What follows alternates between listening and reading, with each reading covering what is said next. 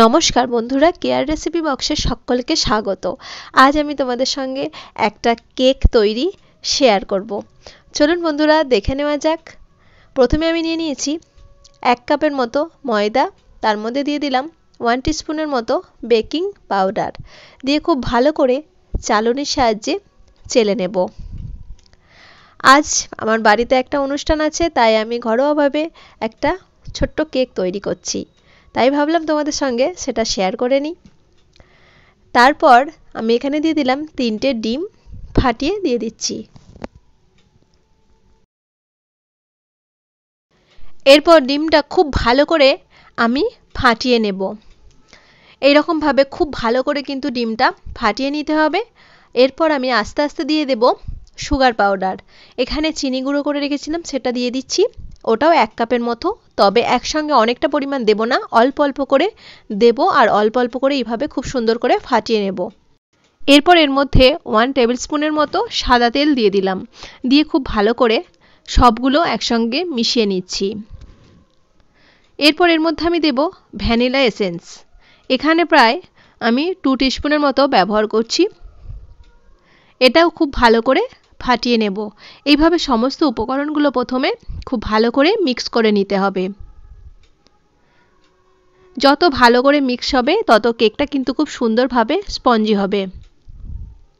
এরপর খুব ভালো করে মিক্স হয়ে গেছে। এরপর এর মধ্যে আমি দিয়ে দেব ময়দা। যে ময়দা আর বেকিং পাউডার যেটা আমি চেলে রেখেছিলাম সেটা দেব, আর এইভাবে হ্যান্ড মিক্সারের সাহায্যে আস্তে আস্তে করে আমি এটা মাখিয়ে নেব। এটা খুব সাবধানে, খুব আস্তে আস্তে ভাবে কিন্তু এটা এইভাবে ময়দাটা ওর সঙ্গে মিক্স করে নিতে হবে। এই দেখুন বন্ধুরা, কেকের জন্য আমার একদম কিন্তু মাখাটা খুব সুন্দরভাবে রেডি হয়ে গেছে। খুব ভালো করে আমি সবগুলো মাখিয়ে নিয়েছি।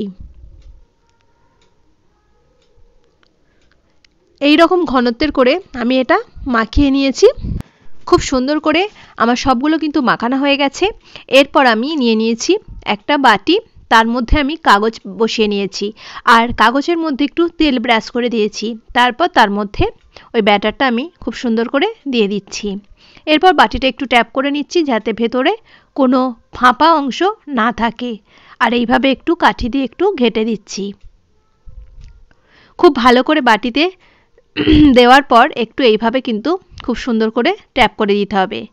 এরপর আমি কড়াইয়ের মধ্যে একটু বালি দিয়ে একটা স্ট্যান্ড বসিয়ে রেখেছিলাম। এটা আমি 15-20 মিনিটের মতো গরম করে নিয়েছি। তার মধ্যে ওই বাটিটা বসিয়ে খুব ভালো করে চাপা দিয়ে দিয়েছি।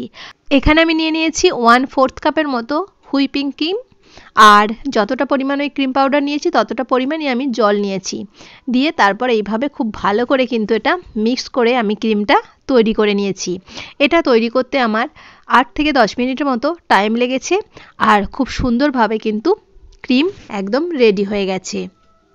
এই ক্রিমটা আমি ফ্রিজে 15-20 মিনিটের জন্য সেট হতে দেব। এদিকে আমার কেকটা একদম রেডি হয়ে গেছে। আমি এইভাবে একটু কাঠি দিয়ে দেখে নেব যে ভেতরটা হয়েছে কি না।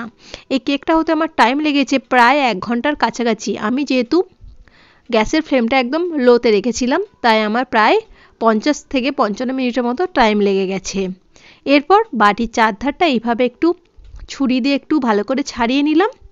নিয়ে এবারে আমি কেকটা তুলে নেব, আর এই চারধারটা একটু খুব সুন্দর করে আস্তে আস্তে কিন্তু ধরে ছাড়িয়ে নিতে হবে।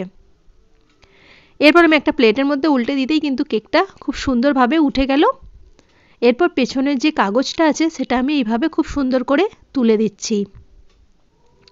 এই কেকটা কিন্তু খুব সুন্দরভাবে একদম ব্রেক হয়ে গেছে, একদম স্পঞ্জি হয়েছে আর খুব নরমও হয়েছে।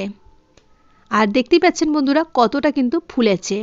এরপর আমি এই কেকটা 3টে টুকরো করে কিন্তু কেটে নিয়েছি।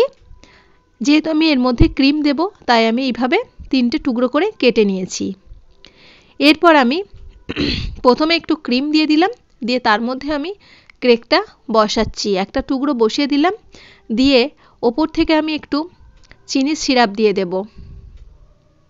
চিনির একটু জল করে রেখেছিলাম, সেটা খুব অল্প পরিমাণে একটু ছড়িয়ে দেব। খুব ভালো করে দিয়ে তারপর তার মধ্যে আমি ক্রিম দিয়ে দেব।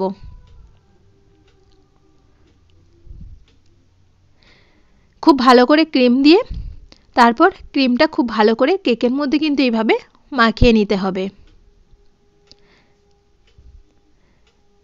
এইভাবে প্রত্যেকটা লেয়ারই কিন্তু আমি এইভাবে চিনি সিরাপ আর ক্রিম দিয়ে দিয়ে খুব ভালো করে তৈরি করে নিয়েছি। এরপর সবের ওপরের লেয়ারটাও আমি এইভাবে একটু চিনির সিরাপ দিয়ে দিলাম, দিয়ে ক্রিম দিয়ে খুব ভালো করে একটু ধরে ধরে তৈরি করে নিতে হবে। খুব ভালো করে ক্রিমটা ভালো করে মাখিয়ে নিতে হবে। এইভাবে এই কাজটা একটু ধরে ধরে খুব সুন্দর করে কিন্তু করে নিতে হবে। এইভাবে পুরো কেকটার মধ্যে আমি খুব ভালো করে ক্রিম লাগিয়ে দিয়েছি।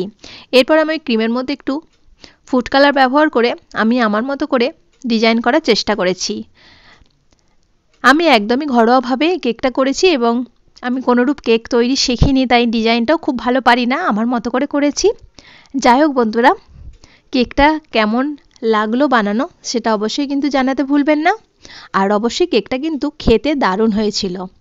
এরপর আমি কিছু সুগার বল নিয়ে খুব ভালো করে ছড়িয়ে খুব সুন্দর করে কেকটাকে সাজিয়ে দিলাম। সকলে খুব ভালো থাকবেন, সুস্থ থাকবেন আর আমার চ্যানেলটি সাবস্ক্রাইব করে পাশে থাকবেন। ভিডিওটি দেখার জন্য সকল বন্ধুদের জানাই অসংখ্য ধন্যবাদ।